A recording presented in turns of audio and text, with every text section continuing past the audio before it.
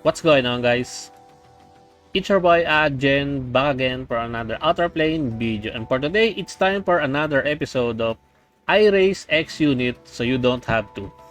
And today I race Hanbyul so you don't have to. Earlier I released a video showcasing Hanbyul in arena, and I've been playing with her for quite some time now, and today I'm gonna be sharing with you everything I know about Hanbyul. This one is based on my experience and my experience alone by playing with her in arena and PBE also. So take it with a big grain of salt. So Hanbyul is the latest 3-star tank to be added into the game, and she is very sturdy, she is very tanky. Probably the best tank in the game in terms of soaking up damage, damage received. But it also depends on your gears. If you have really godly gears, then she will not die. That is how good she is. She's very tanky, and she can tank a lot of hits from the arena, which kind of surprises me because I thought that she will just get wrecked, especially by a lot of really powerful cleavers in the arena. But it turns out that she can stand on her own feet, and she can still support your team with her skill set. So what does Hanbyul do?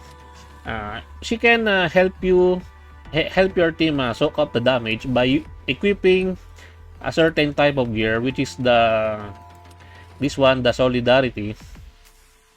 Since she is very tanky, I equip this to her so that some of my teammates will not die that early on, because this one, the effect of this one, as you can see, the wearer takes 15% of the damage of all allies take. Only the ally with the highest max health can activate this effect. So this is something like very similar to Orius in Epic 7. And I'm using evasion gear on her. Evasion gear and hearts and life set. This one is really good as a support gear for her because she is a support character. And let us take a look at her skill set. Max hard catch. This is probably one of her bread and butter because you will be attacking a lot, because she will be countering a lot. If you have this one at fully max out, there is no chance anymore. It's already 100 chance to increase the priority of all allies by 3%. So every time she attacks, she will push her team's priority by 3%, which is really good. And if you've seen my showcase earlier, Hanbyul attacks a lot. She counters a lot of the attacks. How does she counter? Because of her S2. This one is also a really must have to level up, because this one is really good. Because at max level, this one reduces another skill cooldown by 1 turn, which is will make your Hanbyul take more turns. Will have more skill cycling really faster compared to just having it at 5 turns cooldown, which is pretty long. And also you want to be activating the burst skill level 2, because this one is what makes Hanbyul a really good support character in your team, especially for bruiser character teams. This one is what makes her really shines. The level 2, which grants counter attack plus 2 turns to ally with highest attack. This one is best paired with a really strong D Stella, and as you can see in my showcase video earlier, Hanbyul plus D Stella is really a broken combination in my honest opinion. Especially D Stella is also really tanky, and she can also hit pretty hard, and all of her attacks are all AoE, all are cleave attacks. And yeah, that is a pretty good combination with Hanbyul and D Stella all in all. I think her S3 is not really that important because Tio exists in arena and also D Stella exists. So if you use this one on them, they will just activate their counters. D Stella will activate her revenge, which in turns will damage AoE damage your team, and then Tio, the enemy Tio, will just proc her cleanse and also heal the team, and while also pushing their priority, which is a really bad move. That is why I did not use this one on my arena offense, because of that those characters, D Stella and Tio on the enemy side. This one will be really bad for AI because in AI control the arena defense team. She will always activate this one, which is kinda bad. But that's why probably she's kinda worse in arena defense than in arena offense. For now, someone does not attack me, so I cannot see how much she does well in defense position. So gears. Let's talk about gears for Hanbyul. So I am running force field generator for her. This is a 6-star legendary weapon which has skill solidity. This one grants a barrier to the caster that absorbs damage equal to 10% of the caster's max health for 2 turns when the caster uses a skill. Since Hanbyul will always counterattack, if you already activated the skill 2, then she will have a barrier every time she attacks.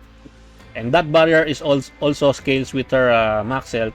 And that is why I think HP is better than defense. Even though she is a defense scaling character, HP stat is way better to her than the defense one. And I kind of wish that this weapon is HP and not defense. I don't have the HP weapon yet. So I'm still hoping to get those kind of weapons somewhere down the line in the future, because farming legendary weapons is really hard unless you are crafting them with the guaranteed legendary in your base, which is really expensive. Mind you guys, that is really expensive and also has some really random bullshit also. And also the class for the weapon is also random, so it's all RNG based. Now for the necklace, I told you earlier that this is pretty good because this helps your team survive longer, because she will take 15% of the damage taken by your other team members. You just need to build her really tanky to be able to survive those attacks that is being taken by your other characters. I'm using life steals, life set, HP set, and evasion set. Why evasion set? Evasion now in arena is pretty high. There are a lot of evade characters now, and once you evade attack, it's really valuable because you will survive longer. And as you can see, the stats that I have is 374 evasion, still pretty low, but I think this one is pretty decent enough. But usually the standard in arena right now, in higher rankings in arena, are around minimum 400 evasion. If you cannot, because not everyone runs Cindy in their team. So if you don't have a Cindy, probably their accuracy is very low. So they will not hit that much those characters that has high evasion. And that is what I'm building Hanbyul. Really high health, almost 12k. Could be more if my weapon is HP percent. And then evasion almost 400. I really need to build up my evasion more. I'm not gonna be resetting Hanbyul, unlike the one that I did with other characters, because I've already run out of the, what do you call this? The recall material. The time rewinder. I've already run out of that one. So yeah, Hanbyul is really good. Now for the special gear, this one is pretty darn good. Reduces water damage taken by 20%. So she is pretty much not gonna die with one-shot rinse, because of this damage mitigation from water enemies. And also this one increases Hanbyul's priority by 10% when attacked. So every time she gets attacked, she moves her priority by 10%. For the talisman, I don't have an extra Vanguard charm. Vanguard charm is the best talisman to work this one, because my Tio is using this one. Recovers 37 action points when hit by an attack that targets all allies. So there are a lot of cleave attacks in the arena. So once you get hit by those one, you will get more AP, letting you activate your burst 2 skill, which is a really good one of her best selling point, that grants your ally with the highest attack, a 2-turn counter, guaranteed counter attack. Mind you guys, this one is a guaranteed counter attack. It's not RNG bullshit. So that is why it is really, really powerful. So having the gear to accumulate more AP is pretty good for her.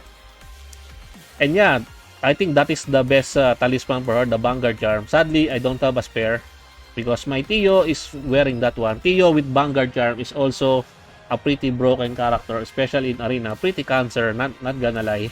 I've been fighting a lot of Tios having that kind of build. In summary, I think Hanbyul is a really, really good character, but not a broken character. That is my assessment on her. Probably S tier in my tier list if I'm gonna be putting now her in my tier list. She is S tier in PvP. In PvE, probably also S tier.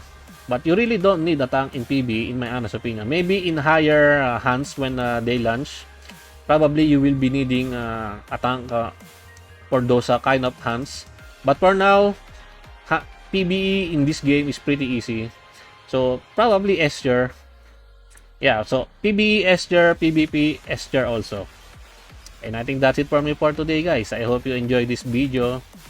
Please leave a like and subscribe. I would really appreciate it if you could help me grow my channel more.